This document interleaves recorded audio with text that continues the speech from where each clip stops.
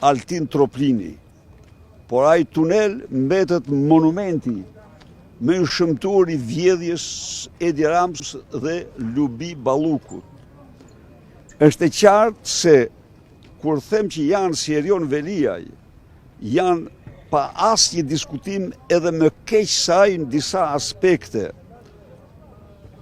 Janë 400 milion të djegsave, të cilat kanë firmat e Edi Ramës, po aktualisht e mbron Altin Troplini.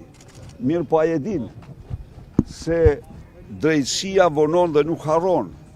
Këta i panë djeg këshilltarë të quajturit larva njerëzore, njerëz të cilët kishin dalë dhe ishin kacavir dritarëve dhe dyrëve të gjykatës dhe të prokurisë në protesta kundër arrestimit të Erionit, kurse dje i bënin gjyqin Erion Velisë, duke dëshmuar se nuk kanë as moral, as karakter, as gjë tjetër. Për ti minuta të shpreh unë një herë, pastaj 10 pyetje, jo një.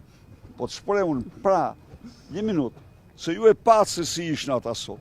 Ishin në zi, në zinin, sepse panë se cilin vetë dhe ti fatin Erion Velisë. Nuk kanë këta, e din shumë mirë, e din Nërikull Gjaçka, se atë pronë nuk do të gëzoj, pavarësisht se ka aksioner Edi Ramën. Mund të ketë. Edi Rama e din mirë, se për ato vjedhje monstruoze, dita do t'i vi. E din mirë se gjipen nuk do mund t'a gëzoj.